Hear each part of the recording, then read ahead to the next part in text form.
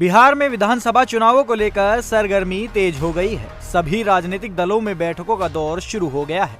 जनसभाएं और चुनावी रैलियां भी हो रही है। बिहार की खास सीटों की बात करें तो बख्तियारपुर इनमें से एक है। बिहार के राजनीतिक नक्शे पर बख्तियारपुर विधानसभा सीट एक ऐसा नाम है जो हमेशा जातीय समीकरणों और गठबंधनों की जटिलताओं के कारण सुर्खियों में रहता है। आरजेडी और बीजेपी के बीच टक्कर।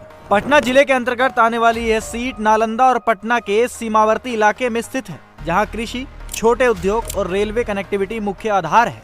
लगभग 3 लाख से अधिक मतदाताओं वाली इस सीट पर कुल 2.5 लाख से ज्यादा वोट पड़ते हैं।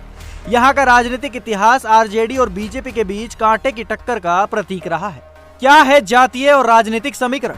आगामी विधानसभा चुनावों से पहले इस सीट के पिछले 3 चुनावों के नतीजे और जातीय समीकरण एक बार फिर से चर्चा का विषय बने हुए हैं। बख्तियारपुर सीट सामान्य श्रेणी की है।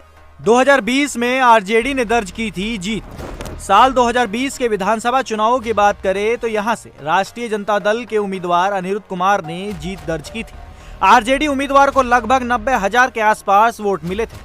बीजेपी के उम्मीदवार रणविजय सिंह को यहां से 68,811 वोट मिले थे। बीजेपी से रणविजय सिंह ने आरजेडी उम्मीदवार को हराया था। बात अगर 10 साल पहले की करें तो साल 2015 के विधानसभा चुनावों में यहां से बीजेपी के उम्मीदवार रणविजय सिंह ने जीत दर्ज की थी।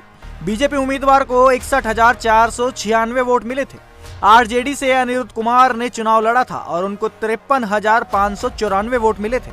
हालांकि अगले ही चुनाव में इस सीट पर आरजेडी ने अपना कब्जा जमा लिया था। 2010 में भी आरजेडी उम्मीदवार की हुई थी जीत।